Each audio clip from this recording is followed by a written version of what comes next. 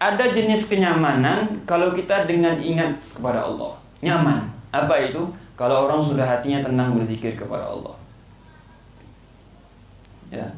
Jadi perbanyak kita mengingat kematian.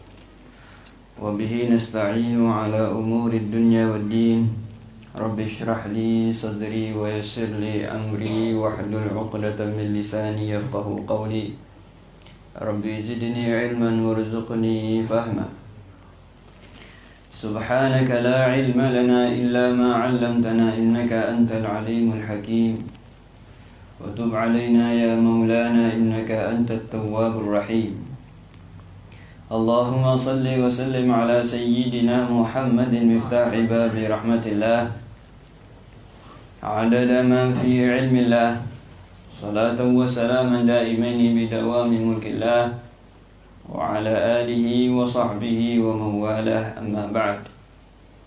Alhamdulillah, segala puji bagi Allah Subhanahu wa Ta'ala atas segala limpahan nikmatnya yang senantiasa dianugerahkan kepada kita semua.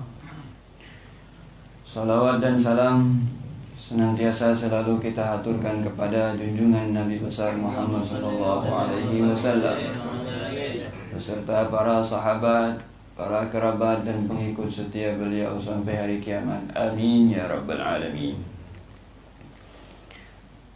Melanjutkan yang kita pelajari di malam hari ini, kita memasuki pembahasan yang berkaitan dengan saat-saat ketika Rasulullah meninggalkan alam fana ini, kemudian menuju ke alamul baqa. Setiap manusia semua sudah ditakdirkan oleh Allah dalam waktu tertentu mereka akan kembali kepadanya. Inna lillahi wa inna ilaihi raji'un. Kita milik Allah, dari Allah, akan kembali kepada Allah. Suatu ketentuan yang pasti. Ya. Maka dalam hadis Nabi katakan, wa kafa bil mauti mau'izatan. Cukuplah kematian itu pelajaran bagi kita. Pertama, kita memahami bahwa kehidupan dunia ini bukan tujuan. Makanya ajal itu dirahasiakan oleh Allah. Itu pukulan keras dari Allah untuk manusia-manusia yang merasa dunia segala-galanya. Jangan kita beranggapan yang penting kita mendapatkan dunia walaupun meninggalkan perintah Allah. Kemudian yang kedua, rugilah bagi setiap orang yang menyerukan kepada sesuatu selain Allah. Termasuk sekalipun seorang guru. Jika guru menyerukan para muridnya untuk menyembahnya, untuk mengagung-agungkannya, maka rugi dia, karena dia akan kembali kepada Allah. Dia akan meninggal. Yang kekal itu hanyalah Allah. Jadi segala sesuatu kembalinya kepada Allah. Segala sesuatu kembalinya kepada Allah. Itulah pelajaran yang sangat berarti dari adanya kematian. Adanya kematian. Terus selanjutnya kita sadar, peran seorang guru itu bukan menjadikan manusia sebagai hambanya. Tuhan tetaplah Allah. Guru terkadang diperintahkan oleh Allah dalam waktu tertentu untuk diperintahkan menyampaikan risalah Allah. Dan dalam waktu tertentu mereka akan kembali kepada Allah Subhanahu wa ta'ala. Sudah menjadi ketetapan Allah, di setiap generasi akan ada orang yang Allah titipkan risalah ini kepadanya, lalu menyampaikan kepada hambanya, dan dalam waktu tertentu mereka sudah pasti akan dipanggil oleh Allah. Ya. Beruntungnya kita, jika guru yang kita belajar darinya itu diterima oleh Allah, maka kita yang belajar kepadanya pun akan diterima oleh Allah. Sebagaimana para sahabat diterima oleh Allah karena berguru sama Rasulullah.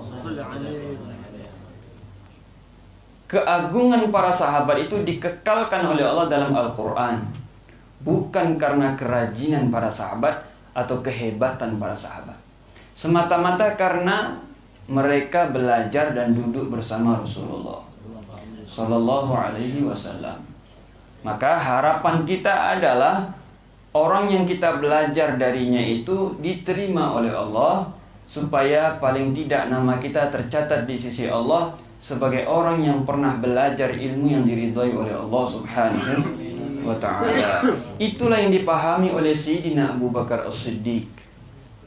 Ketika beliau menerima kematian Rasulullah, beliau memahami Rasulullah bukan siapa-siapa. Beliau hanya manusia yang menghantarkan kita untuk kenal kepada Allah. Hakikat yang harus kita kenal dalam hidup ini, dialah Allah. Guru sehebat-hebatnya guru terbatas waktunya untuk menyampaikan ilmunya kepada kita.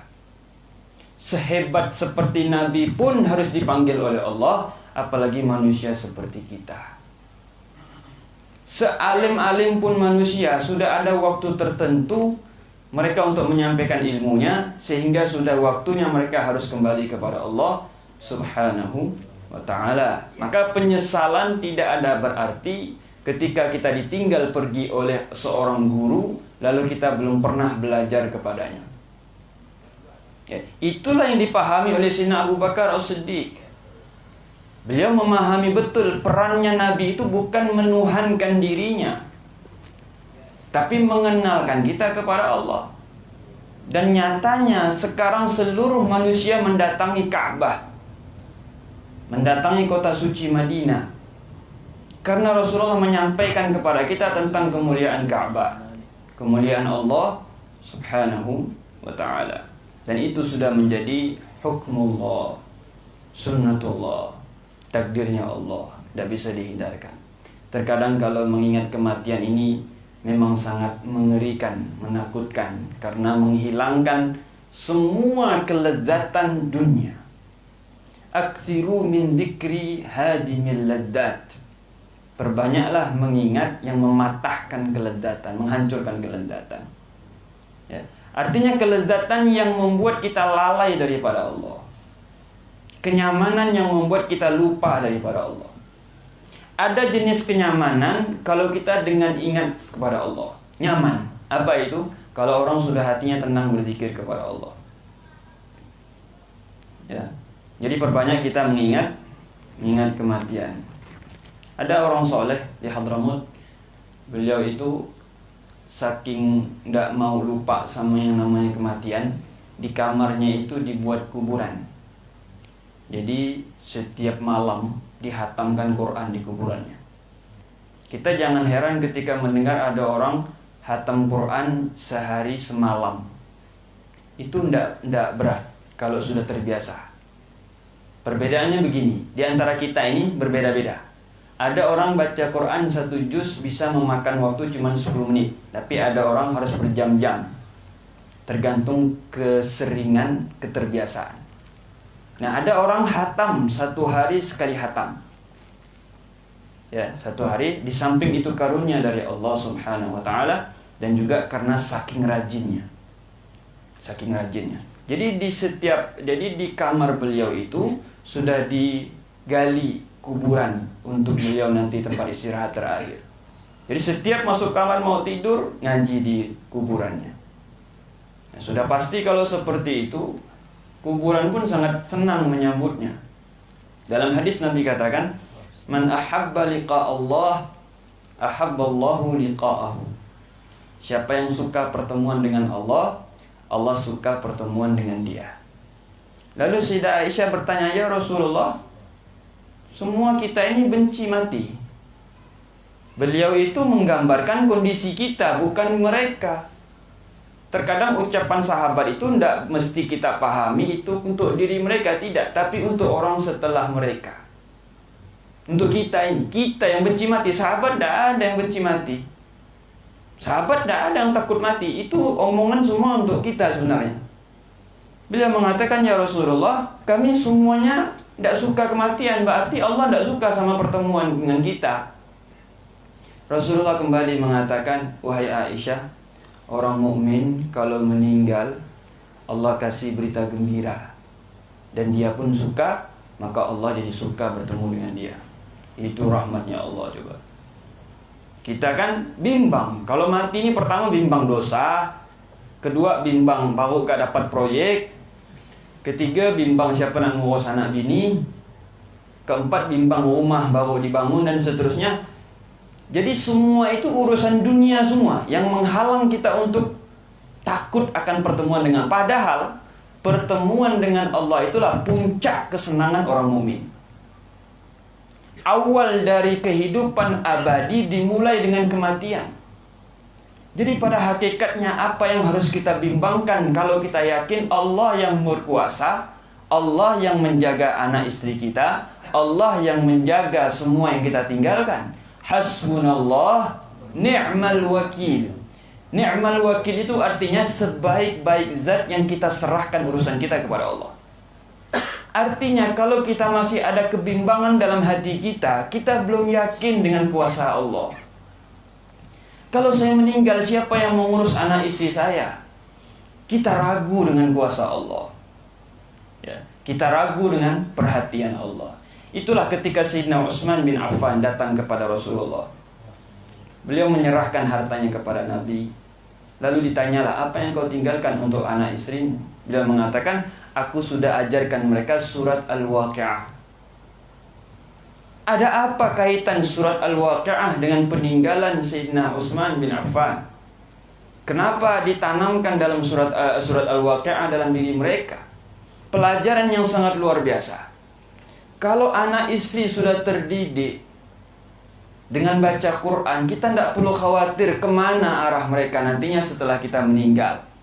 Wajar kita bimbang karena kita tidak pernah mengajarkan agama kepada mereka. Wajar kita khawatir karena kita terlalu jauh daripada Allah, sehingga keyakinan kita sama Allah sangat kurang, sangat tipis. Akhirnya kita benci dengan kematian. Walaupun tidak diucapkan, tapi dengan keadaan kita mengatakan kita ingin berlama-lama di dunia ini.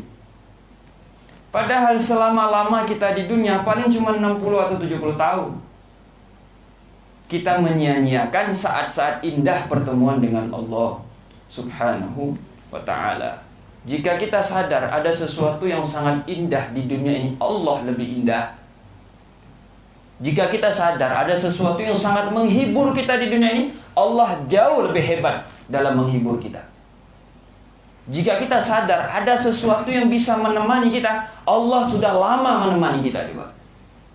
Dan jika kita sadar ada orang yang sangat sayang sama kita, Allah jauh lebih sayang dari orang itu kepada kita. Jadi sebetulnya kita telah dijauhkan dari Allah oleh setan, oleh dunia, oleh harta, oleh pikiran yang kacau.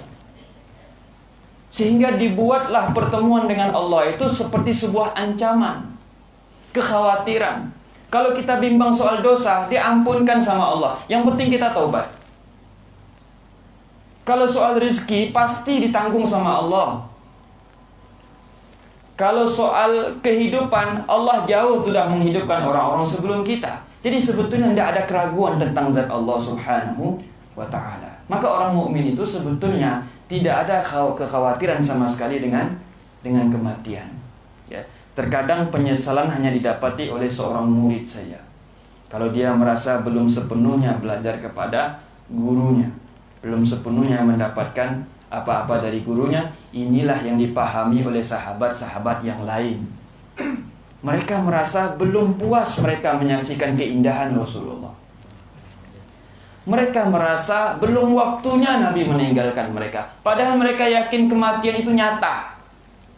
Bukannya mereka protes ingkar dengan kematian, tidak. Tapi mereka terlalu nyaman sudah hidup sama Rasulullah. Sehingga ada sahabat yang datang, ya Rasulullah, jika di surga kami tidak satu tingkatan sama kamu, kami tidak duduk sama kamu, lebih baik kami di neraka saja. Artinya sahabat itu tidak lagi memandang kenyamanan sebagai dalam ukuran materi, tidak. Tapi mereka menjadikan Rasulullah ukuran utama di dalam kesenangan kita.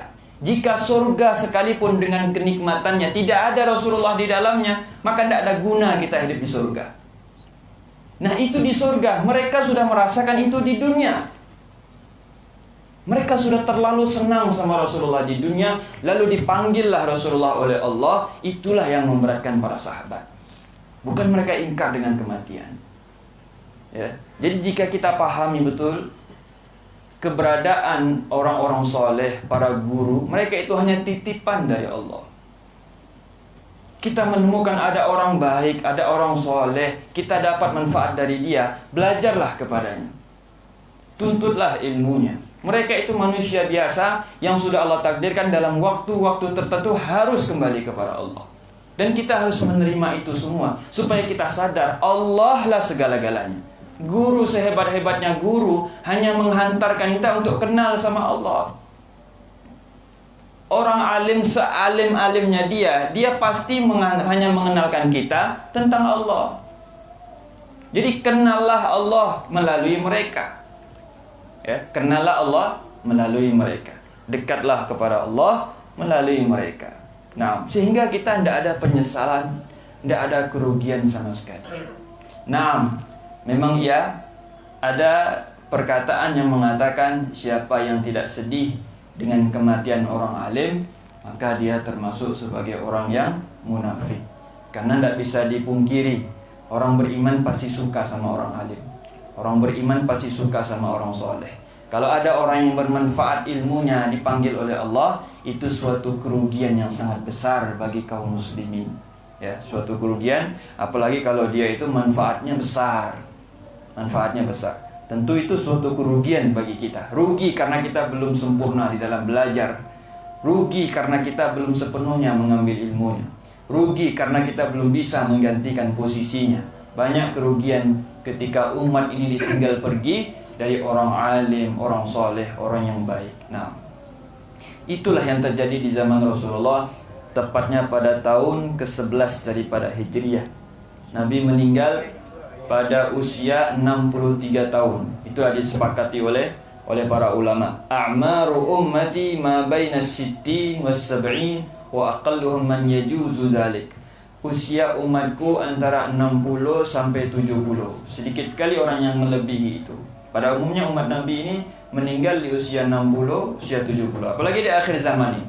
Di akhir zaman nanti sangat jarang sekali orang meninggal di usia yang sangat sepuh. Kebanyakan mereka meninggal di usia-usia ya 40, 30, 50. Jarang sekali mereka meninggal di usia sepuh. Karena di antara tanda-tanda akhir zaman, banyak orang yang meninggal mendadak, tanpa sakit, tanpa sebab. Itu termasuk tanda-tanda hari kiamat. Nah, jadi kita harus lebih kita harus lebih semangat atau harus bisa memperbaharui di dalam penilaian kita, pemahaman kita terhadap kematian. Ya, pemahaman kita terhadap kematian. Jadikanlah itu sebagai tujuan utama kita. Tujuan utama. Jangan kita bimbang dengan sesuatu yang kita tinggalkan. Jangan kita bimbang dengan apa yang sudah kita raih. Kalau memang kita meraih semua itu karena Allah, maka untuk apa kita bimbang? Kalau kita menghidupkan anak istri kita karena Allah, untuk apa kita khawatir? Kalau kita mencari harta karena Allah, untuk apa kita bimbang? Wong yang manggil kita Allah. Yang manggil kita Allah. Ya, justru itu suatu kenikmatan bagi orang yang dekat sama Allah Subhanahu wa taala. Bagi orang yang jauh juga nikmat bagi dia. Orang kalau kita ahli maksiat, sebelum kita meninggal, kita bersangka baik kepada Allah. Apa kata Allah? Ana 'inda dhanni 'abdi bi falyadhunna bi ma syaa. Saya, kata Allah, sesuai dengan sangkaan hambaku. Bersangkalah kepadaku sebaik-baik mungkin. Kita bersangka baik, Allah ampunkan dosa kita, mustahil tidak diampunkan oleh Allah. Itulah hebatnya Allah. Ya, sesuai dengan sangkaan hambanya. Ya, sesuai dengan sangkaan hambanya. Nah, wadzalika huwa hukmullahi fi ibadihi kullihim. Itulah hukum yang ditetapkan oleh Allah kepada hambanya semuanya. Tidak ada kullu nafsin dha'iqatul maut. Semua yang bernyawa pasti mengalami kematian. Ya, jadi konyol kalau kita berharap kekal di dunia ini. وَلَتَجِدَنَّهُمْ أَحْرَصَ النَّاسِ عَلَى حَيَاةٍ وَمِنَ الَّذِينَ أَشْرَكُوا يَوَدُّ أَحَدُهُمْ لَوْ يُعَمَّرُ أَلْفَ سَنَةٍ وَمَا هُوَ بِمُزَحْزِحِهِ مِنَ الْعَذَابِ أَن يُعَمَّرَ وَاللَّهُ بَصِيرٌ بِمَا يَعْمَلُونَ. Engkau akan mendapatkan mereka, kata Allah, rakus dengan kehidupan. Mereka berharap agar hidup 1000 tahun. Mereka orang musyrikin berangan-angan supaya hidup 1000 tahun. Ya, mereka merasa hidup dunia ini segala. Maka kita jangan iri dengan mereka. Jangan kita iri dengan keindahan, kenyamanan didapati oleh orang kafir. Aneh kalau orang muslim mau bersaing sama mereka dalam urusan memegahkan dunia, itu aneh. Ya, la tamuddanna 'ainaika ila ma mata'na bihi azwajan minhum zahratal hayatid dunya linaftinahum fihi wa rizqu rabbika khairun wa abqa. Ayat lain Allah katakan, la tamuddanna 'ainaika ila ma mata'na bihi azwajan minhum wa la tahzan 'alaihim wakhfid janahaka lil mu'minin. Allah katakan, jangan kau panjangkan pandanganmu kepada mereka. Kami berikan kehidupan itu untuk memfitnah mereka. Justru ada orang tambah kaya tambah lalai. Ada orang tambah makmur rezekinya, tambah jauh dari Allah. Itu fitnah dari Allah. Maka jangan terlalu berharap ingin jadi orang kaya. Terimalah apa yang Allah takdirkan dengan keadaan kita sekarang ini, dan itulah yang terbaik untuk kita. Banyak orang yang menjadi kaya, mereka lupa kepada Allah. Yang pasti hisabnya itu pasti panjang. Ya. Apa kata Allah dalam Al-Quran? Coba lihat bandingan. Allah membandingkan kekayaan dunia dengan sesuatu yang sudah ada pada kita. Apa kata Allah? وَلَقَدْ آتَيْنَاكَ سَبْعًا مِنَ الْمَثَانِي وَالْقُرْآنَ الْعَظِيمِ. Aku telah mengasihi kamu, sudah aku kasih kamu itu sab'an mathani, Quran. Quran itu berarti lebih berharga dari dunia beserta isinya. Kenapa kita belum merasakan kekayaan Quran? Karena kita tidak mengerti tentang Quran. Kita merasa gedung yang megah, rumah yang mewah, itu kenyamanan karena kita mengerti dengan rumah yang mewah. Tapi ternyatanya Allah justru mengatakan Quran itulah lebih mewah. Quran lebih megah dari dunia beserta isinya. Belum kita rasakan karena kita belum paham sama Quran. Baca Quran saja masih belepotan, apalagi merasa kaya dengan Quran. Jadi kata Allah itu aneh, kalau kalian sudah aku kasih Al-Quran, justru kalian ingin mengharapkan kemegahan dunia. Atastabdiluna alladhi huwa adna billadhi huwa khair. Apakah kalian ingin menukarkan yang hina dengan yang mulia? Apalagi ada orang menjual Quran untuk dunia. Ya. Padahal sudah dinyatakan oleh Allah, Quran yang Allah kasih sama kita itu lebih berharga, lebih menenangkan jiwa kita, lebih menenangkan pikiran, lebih bisa membuat hati kita puas. Orang yang kalau dekat sama Allah, orang beriman, dia itu bimbang dalam kesehariannya, bukan kalau tidak punya uang. Dia bimbang kalau belum ngaji. Dia bimbang kalau belum sholat. Dia bimbang kalau belum baca Quran. Begitulah seharusnya orang beriman, walaupun dia tidak dapat uang, tapi hatinya sudah terlantunkan ayat suci Quran. Hatinya sudah didengungkan ayat-ayat Allah. Ya, inilah yang harus kita cari di sisa usia kita yang berapa lagi kita tidak tahu, sesuai dengan apa yang sudah ditakdirkan oleh Allah Subhanahu wa ta'ala. Waqad dakhala fajru yawm al-itsnain tsani 'ashar Rabi' al-awwal min al-'am al-hadi 'ashar lil-hijrah. Pada subuh hari Senin 12 Rabiul Awal, Nabi meninggal dunia. Bainama an-nasu fil masjid yusalluna khalfa Abi Bakar radhiyallahu anhu. Ketika manusia sholat, ketika sahabat sholat di masjid, yang mengimaminya Sayyidina Abu Bakar.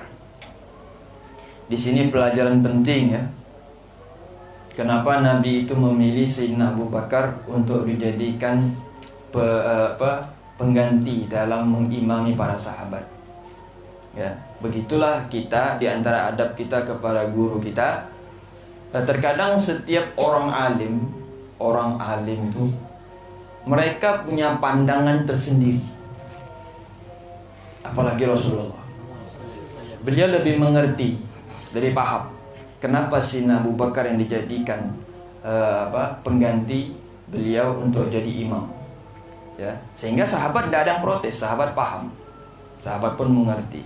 Jadi tidak perlu kita terlalu menanya-nanyakan hal-hal yang tidak penting kepada para guru. Ya, nah, idza bisatril madrub ala hujrati Aisyah radhiyallahu anha qad kushifa wa baraza Rasulullah sallallahu alaihi wasallam min waraihi. Di saat sahabat sedang sholat bersama Sayyidina Abu Bakar, Nabi membuka tabir, karena posisi masjid dengan kamar itu kan bergandengan. Ma baina baiti wa mimbari raudhatun min riyadil jannah. Antara rumahku dan masjid ada celah situ, Nabi katakan di situ raudhah, bagian daripada surga. Coba kalau orang berpikir secara materi, apa yang ada di raudhah itu ada apa? Tidak ada. Kenyamanan materi tidak ada. Lalu kenapa Nabi katakan taman dari taman surga? Nabi ingin menggambarkan kepada kita, wahai umatku, kenyamanan itu bukan hanya sifatnya materi. Kenyamanan itu di dalam zikir, di di dalam ibadah. Sama seperti majelis, Nabi katakan, kalau kalian melewati taman dari taman surga, maka mampir. Sahabat tanya, wahai Rasulullah, seperti apa taman surga? Sekali lagi, ini semua bahasa untuk kita. Sahabat itu mengerti sudah. Sahabat itu paham. Sahabat mengatakan, ya Rasulullah, seperti apa taman surga? Nabi katakan, majlis zikir. Kok majlis zikir dikatakan taman surga? Bukannya pasar yang ada buah-buahan, kenyamanan yang lainnya. Tapi majlis zikir dikatakan taman surga. Berarti nanti akan ada masanya, waktunya kita merasa nyaman ketika berzikir kepada Allah. Itulah yang dikatakan Rasulullah dalam hadis. Jadi ahli surga itu makanan favorit mereka bukan buah-buahan. Apa? Kalimat subhanallah. Makanan favorit mereka kalimat tasbih. Di surga nanti itu makanan favorit kita adalah kalimat tasbih. Nah, maka jangan heran kalau aulia Allah kadang mereka itu merasa kenyang, merasa puas kalau sudah berzikir kepada Allah. Sudah berzikir kepada Allah. Nah, jadi dibuka Rasulullah tabir, wa fanadhara ilaihim wa hum fi sufufis salah. Nabi pun melihat ke arah sahabat, sahabat sedang sholat. Jadi sahabat sedang sholat, Nabi buka tabir. Kemudian tabassam yadhak. Nabi senyum sambil tertawa, senang bahwa apa yang sudah beliau sampaikan diamalkan oleh para sahabat. Tidak ada kepuasan dari seorang guru kepada muridnya kecuali ketika melihat si murid mengamalkan apa yang sudah disampaikan oleh gurunya. Sebetulnya itulah pengabdian utama. Tak guna kita mengasih uang sebanyak-banyaknya, tapi kita tidak mengamalkan apa yang disampaikan guru kita. Tak guna kita memuaskan guru secara orang guru yang soleh itu, guru yang baik, guru yang dekat sama Allah itu, mereka lebih senang kalau melihat muridnya mengamalkan apa yang mereka sampaikan. Karena itulah yang paling bermanfaat nanti di hadapan Allah. Itu yang paling bermanfaat di hadapan Allah subhanahu wa ta'ala. Fanakasa Abu Bakar ala aqibihi liyasil as-saf. Kemudian Sayyidina Abu Bakar pun meneruskan sholat. Dhanna anna Rasulullah yurid an yakhruj ila salat wa hammal muslimuna an yuftanu fi salatihim farahan bi Rasulillah. Hampir-hampir saja kaum muslimin itu membatalkan sholatnya karena saking gembiranya. Nabi beberapa hari sakit, hampir kurang lebih 7 hari sakit Rasulullah. Kemudian di hari ini tiba-tiba Nabi melihat dengan wajah yang senyum. Ya, mereka tidak memahami bahwa itu adalah pandangan terakhir Rasulullah sallallahu alaihi wasallam kepada mereka. Wan sarafan nas min salatihim, orang pun semuanya bubar dari salat merasa Nabi sudah sehat.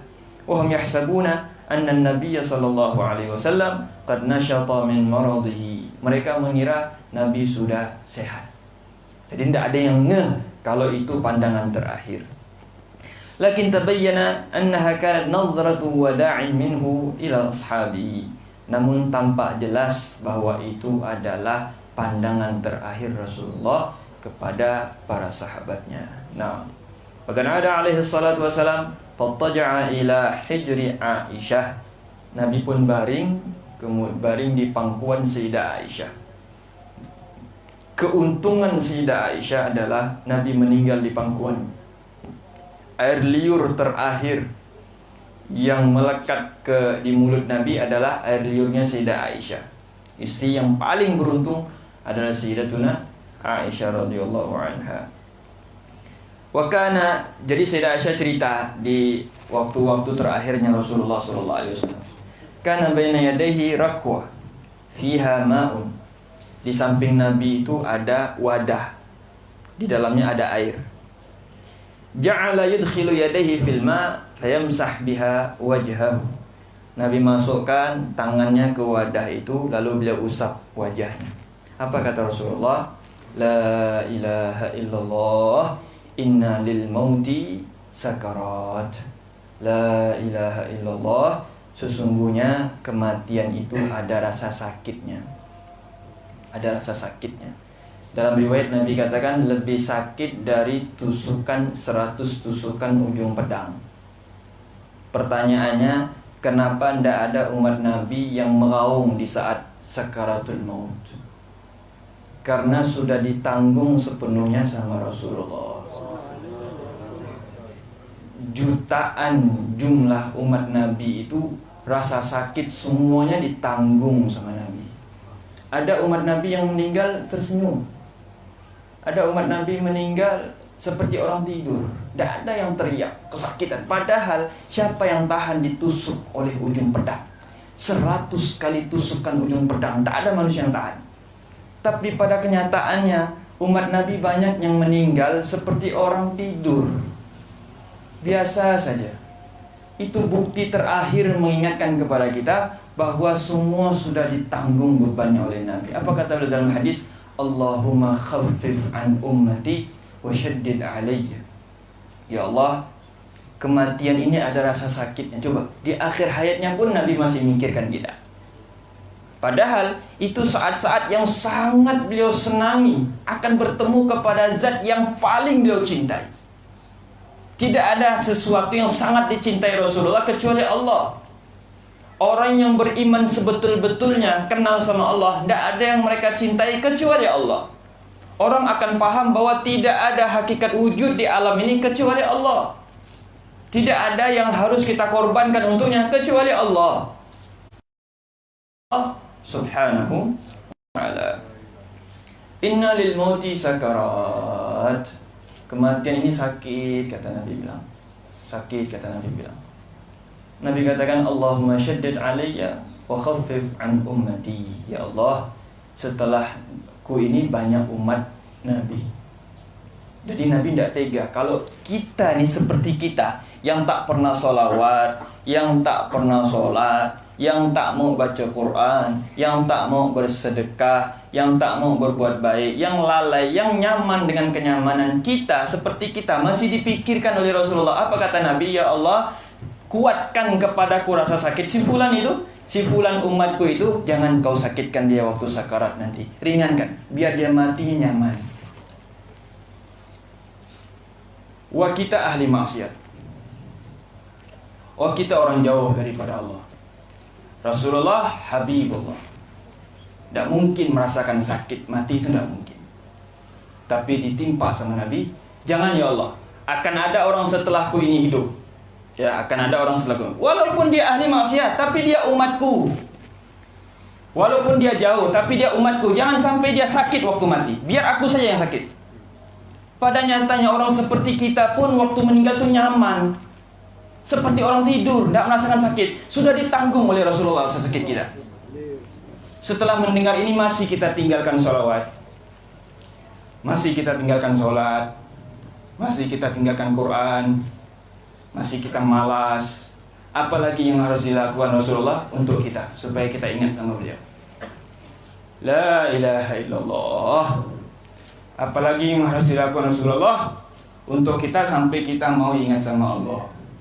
Paling tidak jaga kewajiban kita, jaga sholat kita, jaga sholawat kita, jaga Quran kita, jaga hubungan kita, kembali kepada Allah, jangan banyak maksiat, ingat sama Rasulullah yang sudah menanggung sakitnya rasa sakaratul maut yang seharusnya kita yang merasakannya, tapi ditanggung oleh Rasulullah sallallahu alaihi wa alihi wasallam. Sallu ala al-habib. Wa kanat Fatimah radhiyallahu anha, Sayyidah Fatimah radhiyallahu anha melihat Rasulullah sakit. Apa kata Sayyidah Fatimah? Wa karba abah, sakitnya inti wahai abah. Maka Nabi pun menenangkannya, laisa ala abiki karbun ba'da hadzal yaum. Wahai Fatimah, setelah hari ini ayahmu tidak akan sakit lagi. Setelah hari ini ayahmu tidak akan sakit lagi, akan bertemu kepada Allah subhanahu wa ta'ala. Ya hanana bi Muhammad. Beruntungnya kita punya Rasulullah. Nabi meninggalkan kita secara jasad, tapi rohaninya akan hadir bersama kita. Man ra'ani fil manam fasayarani fil yaqظah fa inna syaitan la yatamatsalu bi.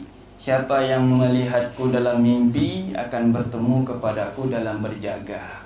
Setan tidak bisa menyerupaiku. Kita tidak hidup zaman Nabi, paling tidak bisa bermimpi ketemu Rasulullah. Berangan-anganlah untuk mimpi melihat wajah Rasulullah. Berangan-anganlah untuk ketemu sama Rasulullah. Tidak ada manusia yang paling mulia kecuali Rasulullah. Tidak ada manusia yang paling menyenangkan kecuali Rasulullah. Tidak ada manusia yang bisa meneduhkan hati kita kecuali Rasulullah. Tidak maukah kita ketemu sama Rasulullah? Setiap malam sebelum tidur minta sama Allah, ya Allah, pertemukanlah orang seperti kita kepada Rasulullah. Walau cuma sekali sebelum kita meninggal. Ya, walau cuma sekali sebelum kita meninggal, supaya kita bisa melihat keindahan Rasulullah. Orang yang telah melihat Nabi tidak akan celaka. Orang yang telah melihat wajah Rasulullah walaupun dalam mimpi, dia tidak akan celaka. Akan dijaga oleh Allah Subhanahu wa ta'ala. Inna Allah jama'a baina riqi wa riqa. Ini kata Sayyidah Aisyah radhiyallahu ta'ala anha. Wa antashara khabar wafatihi sallallahu alaihi wasallam fin nas. Kemudian tersebarlah berita kematian Rasulullah di sekitar para sahabat. Wa aqbala Abu Bakar radhiyallahu an ala farasin min maskanihi fi sunnah. Kemudian Sayyidina Abu Bakar datang menunggangi kudanya hatta nazala fadakhala al-masjid. Datang Sayyidina Abu Bakar mendengar kabar meninggalnya Rasulullah, langsung masuk ke masjid. Kemudian datang lalu membuka wajah Nabi. Maka kita kalau ada orang meninggal itu diperbolehkan untuk melihat wajahnya. Ya. Dibuka wajah Rasulullah. Sayyidina Abu Bakar mengatakan, laqad tibta hayyan wa mayyitan. Wahai Muhammad, engkau manusia terbaik di saat hidup dan meninggal. Sempurna Rasulullah. Sempurna Rasulullah. Bi abi anta wa ummi la yajma'allahu 'alaika mautataini. Demi Allah, Allah tidak akan mengumpulkan kepadamu dua kematian. Adapun kematian pertama sudah engkau alami. Kata Sayyidina Abu Bakar, orang yang mengerti betul tentang tauhid. Naam.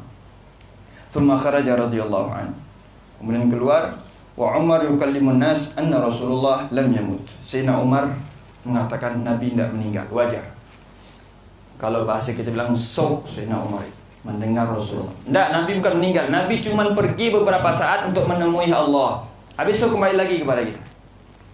Karena Sayyidina Umar di tengah-tengah merasa sangat gembira, nyaman sama Rasulullah. Tidak tersirat dalam pikirannya Rasulullah akan meninggal. Tidak ada. Jadi Nabi hanya pergi sebentar saja. Bentar lagi Nabi ulang. Siapa yang mengatakan Rasulullah meninggal, aku penggal kepalanya. Kata Sayyidina Umar bin Khattab. Nah, wa aqbala Abu Bakar yaqulu ala rizqi ya Umar. Tenanglah wahai Umar, kata Sayyidina Abu Bakar. Lakin istamara fi kalami. Falamma ra'a Abu Bakar la yanzil aqbala ala nas fa aqbalu ilaihi. Kemudian ketika Sayyidina Abu Bakar melihat Sayyidina Umar keras kepala mengatakan Rasulullah tidak meninggal, Sayyidina Abu Bakar membacakan firman Allah, "Wa ma Muhammadun illa rasulun qad khalat min qablihi ar-rusul. Afa in mata aw qutila inqalabtum ala aqabikum." Bukanlah Muhammad kecuali hanya seorang Rasul. Apakah kalau dia meninggal kalian akan kembali murtad? Kata Sayyidina Abu Bakar. Manusia, para sahabat waktu itu memahami apa yang dibaca oleh Sayyidina Abu Bakar sampai mereka heran. Ternyata ada ayat Quran yang bunyinya seperti itu. Mereka baru sadar kalau ada ayat Quran bunyinya begitu. Bukanlah Muhammad kecuali seorang Rasul. Apabila beliau meninggal, apakah kalian akan kembali murtad? Ya, mereka sahabat baru sadar ayat itu dibacakan oleh Sayyidina Abu Bakar As-Siddiq radhiyallahu taala anhu. Fama sami'aha basharun minan nas illa wa akhadha yasluha. Qala Umar radhiyallahu anhu, wallahi ma huwa illa an sami'tu Abu Bakr talaha. Demi Allah, aku baru dengar apa yang dibaca oleh Sayyidina Abu Bakar As-Siddiq, barulah sahabat paham bahwa Rasulullah SAW menghadap kepada Allah. Beliau ditakdirkan hidup bersama para sahabat di usia 63 tahun. Maka ada keberkahan sendiri orang yang meninggal dalam usia 63 tahun. Ya, 63 tahun. Segala sesuatu yang sama dengan Nabi ada keberkahannya. Pada 40 itu Nabi diutus menjadi Rasul. Usia 25 Nabi menikah. Jadi ada beberapa jumlah waktu-waktu yang dinisbatkan sama Rasulullah, itu ada keberkahan tersendiri, ya, ada keberkahan tersendiri. Nah, waqad ajma'a ar-ruwa wa ahli al-ilmi annahu tuwfiya an 63 'aman min al-'umri. Sepakat para ahli ilmi, Nabi meninggal dalam usia 63 tahun. 63 tahun. Nah, ma taraka Rasulullah sallallahu alaihi wasallam dinaran wala dirhaman wala 'abdan wala amah. Nabi tidak meninggalkan apa-apa, tidak mewarisi dinar, tidak mewarisi dirham, tidak mewarisi hamba sahaya, kecuali beliau meninggalkan namanya baghlah, seekor binatang seperti kuda, di bawah kuda namanya baghlah.